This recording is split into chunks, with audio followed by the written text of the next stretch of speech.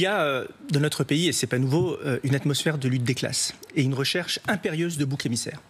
Et c'est vrai que l'entreprise et l'entrepreneur en particulier sont les boucs émissaires parfaits. Mais il y a quelque chose qu'on n'a pas compris, c'est qu'on nous considère comme des vaches à traire, alors qu'on est en réalité le cheval qui tire le char de la production, le char de la croissance. Il faut comprendre une chose, c'est qu'un entrepreneur, c'est quelqu'un qui investit. C'est quelqu'un qui prend des risques. C'est quelqu'un qui, parfois, et j'en sais quelque chose, ne se paye pas quand les circonstances l'exigent. C'est pas le rentier qui gagne de l'argent qui tombe du ciel. Tout ça, ça n'existe pas.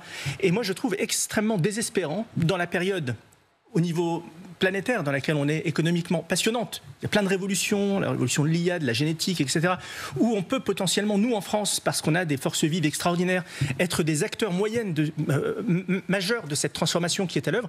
Je trouve lamentable qu'on considère que le problème de notre pays, et je regarde en particulier du côté de la gauche, évidemment, de notre échiquier politique, qui n'a jamais travaillé dans une entreprise pour la plupart, qui font même pas la différence entre un bilan et un compte de résultat, qui confondent une fortune professionnelle avec l'argent que vous avez dans un compte bancaire, tout ça, ils ne savent pas faire la différence et ils vous donnent des leçons de morale. Moi, je leur dis à tous ces gens-là, et en particulier aux gens de la France Insoumise, mais créez votre boîte, créez de la richesse. Si c'est si facile que ça, à vous écouter, c'est facile de créer de la valeur, d'être un entrepreneur. Ben, puisque c'est facile, faites-le et vous ferez ce que vous voulez. De l'argent que vous gagnerez, vous le redistribuerez comme vous voulez. Je voudrais quand même dire que en France, nous avons des impôts de production. C'est-à-dire que nous sommes le pays où la production est la plus taxée en Europe. 4,5% de notre produit intérieur brut, moins de 1% en Allemagne.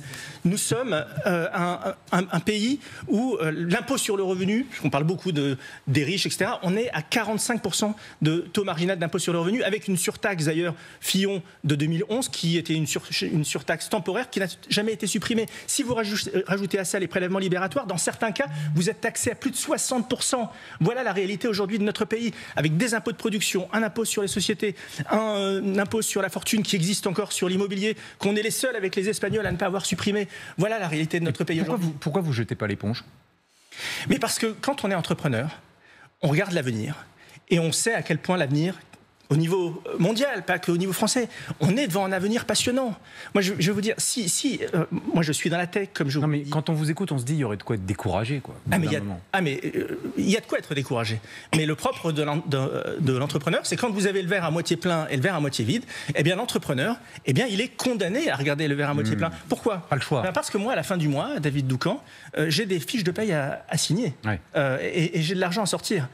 Et moi, je ne peux pas m'endetter pour financer mon train de vie comme le fait l'État. Donc, je suis confronté à des contingences réelles qui fait que je dois prendre des décisions. Et peut-être que si la France s'inspirait davantage des valeurs entrepreneuriales, que sont le long terme, que sont l'agilité, que sont le fait de se projeter avec une vision, peut-être que la France irait mieux.